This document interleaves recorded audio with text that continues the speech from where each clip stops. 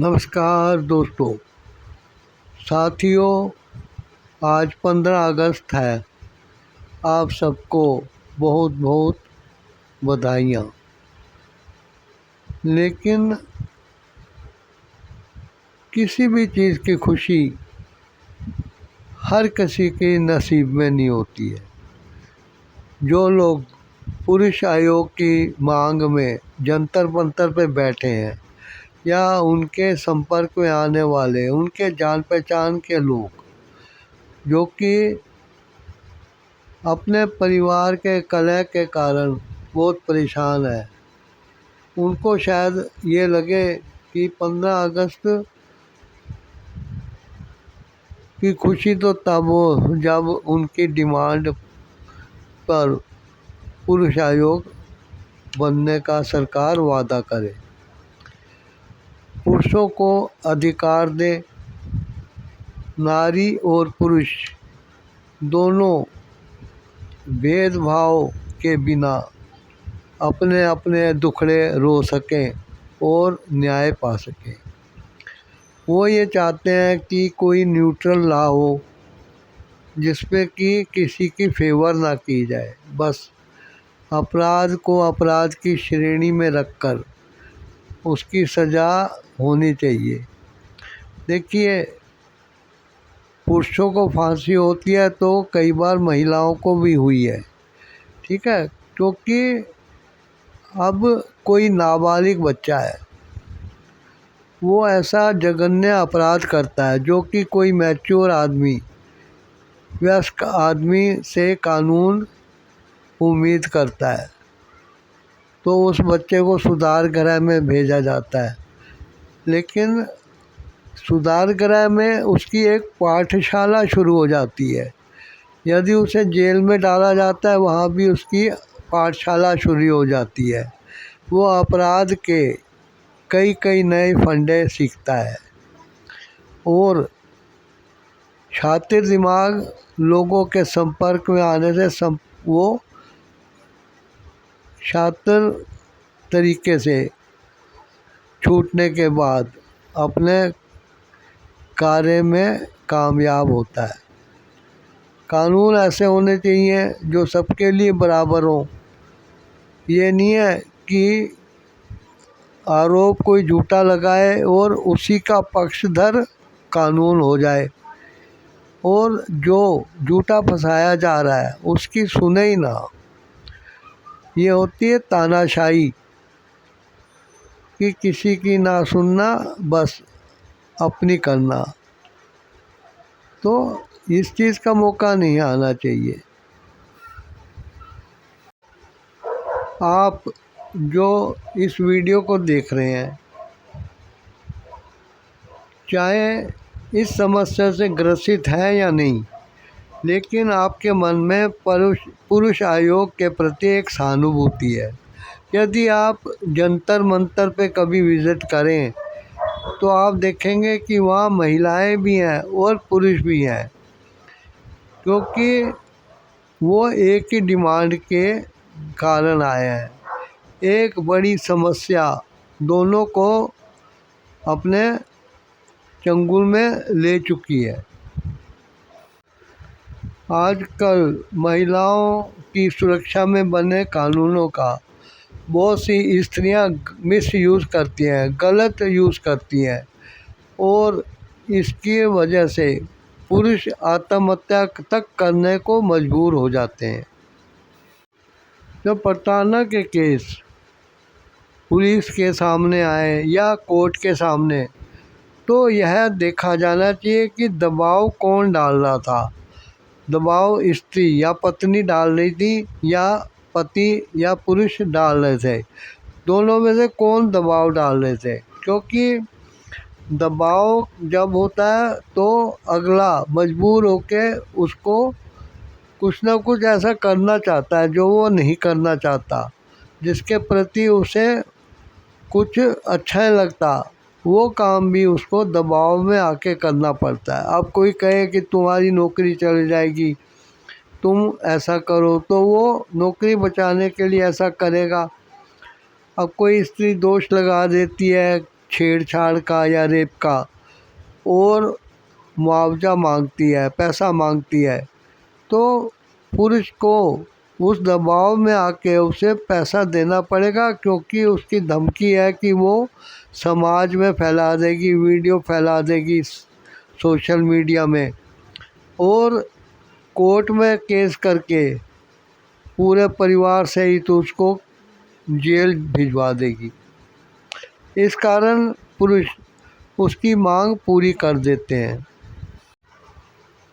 Court या police के सामने फॉल्स केस फाइल किए जाते हैं उन महिलाओं द्वारा जो कि अपने दबाव बनाने में कामयाब नहीं होती है। जब पुरुष उनके दबाव में नहीं आता तो अगला स्टेप उनका होता है कि कानून का सहारा लेके कोर्ट का या पुलिस का दरवाज़ा खड़काया जाए, और उसमें वो कई बार कामयाब होती हैं, कई बार नहीं होती हैं, क्योंकि ये पता लग जाता है कि कौन झूठ बोल रहा है। महिला आयोग में महिलाओं की पत्नी को छोड़कर और किसी महिला की सुनवाई नहीं होती है, उनकी भी नहीं समझी जाती। कोर्ट में भी एक महिला होने के बावजूद उनसे कोई सहानुभूति नहीं की जाती, उनको सच्चा नहीं माना जाता। सारा दोष पुरुष पे और उसके परिवार की महिलाओं के ऊपर जड़ दिया जाता है, जो कि अपनी बेगुनाही सिद्ध करने में कामयाब नहीं होती हैं। सरकार जितने चाहे कमीशन बना देती है। पहले तो एक हाई कमीशन होते थे, लेकिन अब SC/ST कमीशन है, OBC के लिए अलग है, सबके लिए अलग अलग कमीशन बना दिया है। तो क्यों ना पुरुषों के लिए एक कमीशन, जो नेशनल कमीशन फॉर मेन, यानी कि पुरुष आयोग का गठन किया जाए, ताकि पुरुषों को भी अपना एक स्वतंत्र प्लेटफॉर्म मिल सके, क्योंकि उसको उन प्लेटफॉर्म का सहारा लेना पड़ता है जो महिलाओं के प्रति कानून में बनाए गए हैं। तो पुरुष अपनी बात नहीं कह सकते, उनके बात कहने के लिए, उनकी बात सुनने के लिए पुरुष आयोग होना चाहिए, जिसके मेंबर होते हैं और प्रेसिडेंट वो आगे की कार्रवाई करके उस मैटर की छानबीन कर सकता है और कानूनी सहायता प्रोवाइड करा सकता है उस पुरुष को, इससे पहले कि वो पुरुष बेसहारा होकर, अनाथ समझकर खुद को इस जीवन को समाप्त करने के लिए आत्महत्या कर ले। उसकी सुनवाई होनी बहुत ज़रूरी होती है। जब उसकी सुनवाई कहीं नहीं होती है, कोई उसके पास प्रति सहानुभूति नहीं होती, समाज में भी थू-थू हो जाती है, नौकरी भी चली जाती है और रिश्तेदार भी उससे दूर दूर रहने लगते हैं, तो वो फिर अकेला महसूस करता है। उसे लगता है कि इस संसार में अब कोई उसका सहारा नहीं है। तो वो अपने माता पिता को, जो कि खुद विक्टिम बने हुए हैं और जेल में भी हो सकते हैं, छोड़ के वो आत्महत्या कर लेता है ताकि इस जीवन से छुटकारा पा सके। जो इस मांग के विरुद्ध हैं, विपक्षी हैं, वे लोग मजाक में कहते हैं पुरुष आयोग बन गया तो क्या पुरुषों की जीत होनी संभव है, उनकी सुनवाई होगी। अब उनसे मैं ये कहना चाहता हूँ कि क्यों नहीं सुनवाई होगी। जब महिला आयोग महिलाओं की सुनवाई करती है तो पुरुष आयोग सिर्फ पुरुषों के लिए बना होगा, तो पुरुषों की सुनवाई क्यों नहीं करेगा। यदि वो पुरुषों की सुनवाई नहीं करेगा तो मेंबर और प्रेसिडेंट वगैरह चेंज भी किए जा सकते हैं, क्योंकि उनको अपनी ड्यूटी निभाना बहुत ज़रूरी हो जाएगा। और वे ऐसे लोग होने चाहिए जो कि कानून के जानकार हों और जो है पीड़ित लोगों से जिनकी सहानुभूति हो, पढ़े लिखे सुलझे दिमाग के लोग हों। मेलाफाइड इंटेंशन के साथ कोई यदि इस आयोग का मेंबर बन जाएगा तो फिर वो महिलाओं की फेवर करेगा। जैसे कि बस अड्डे पे लड़की द्वारा झूठा आरोप लगा के किसी को किसने मुझे छेड़ा, किसी पुरुष को फंसाया जाता है, क्योंकि जब वो अकेले में दबाव डालती है कि छेड़ने का आरोप लगा के हल्ला मचा देगी वरना पैसे दे दो, और पुरुष इनकार कर देता है। जब पुरुष की तरफ से उसके दबाव को नकार दिया जाता है तब वो स्त्री अगला स्टेप ऐसे लेती है कि हल्ला मचा के लोगों को इकट्ठा कर लेती है। अब जो पुरुष वाला और भीड़ आती है वो भी उस महिला के पक्ष में दिखती है। उस पुरुष को अकेला छोड़ दिया जाता है, बल्कि लोग तो मारने पीटने पे उतारू हो जाते हैं। अब एसिड फेंकने के लड़कियों के चेहरे पर बहुत केस होते हैं, तो यही कहा जाता है कि किसी लड़के ने उस बेचारी लड़की को एसिड से मार दिया या घायल कर दिया। लेकिन क्या कभी किसी ने केस के अंदर घुसकर ये जानने की कोशिश की कि ऐसा उसने क्यों किया है? ऐसा जो हालात आजकल बने हुए हैं समाज के, जब बहुएं एक घर में शादी करके आती हैं और पैसा ऐंठने के लिए अपने पति और ससुराल वालों पे झूठे केस कर देती हैं, उन पर दबाव डाल के मुआवजा पैसा मांगती हैं, मेंटेनेंस मांगती हैं, तो क्या वो लड़की कुछ ऐसा गलत दबाव नहीं डाल रही होगी और उसके पीछे इस तरीके की पड़ी होगी, उसको धमकियां देती होगी कि बहुत सहन कर रही हूँ और एक बार तुम्हारी कंप्लेंट कर दी तो तुम जेल में सड़ोगे। अब वो लड़का, पति तो है नहीं कि जो आत्महत्या कर ले, वो तो उस लड़की का बॉयफ्रेंड है या उसके साथ लिविंग रिलेशन में रह रहा है। और जो लड़कियां लिविंग रिलेशन में रहती हैं, क्या वो दूध के दूल्हे चरित्र की होती हैं?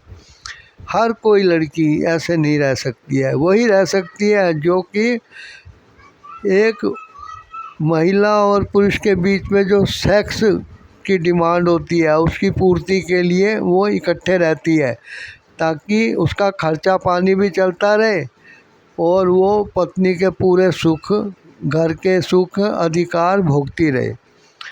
लेकिन वो लड़का वो आत्महत्या नहीं करता, बल्कि वो उसको बदला लेने के लिए जान से मार देता है या एसिड फेंक देता है। अब इस चीज़ की जानकारी होनी चाहिए। एक तरफा किसी लड़के को आरोपी बना के ये कह देना कि वो भगोड़ा हो गया। अब कोई भगोड़ा हो जाए तो वो, आप बताइए कि क्या वो गुनाहगार ही है? बेगुनाह आदमी भी अंडरग्राउंड होने के लिए इधर उधर छुपेगा। इसको कानून की नज़रों में क्यों नहीं सोचा जाता? एक तरफा कानून, ये जो कानून महिलाओं की रक्षा के लिए बने थे वो बहुत पुराने हैं।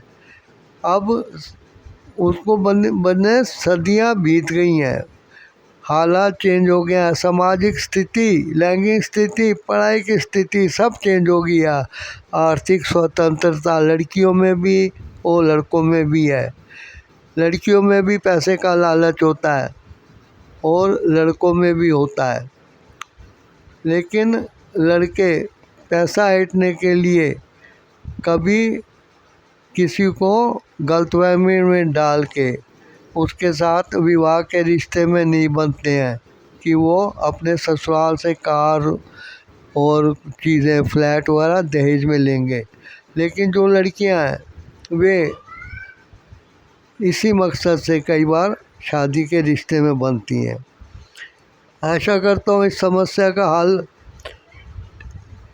सब मिलजुल के ढूंढेंगे।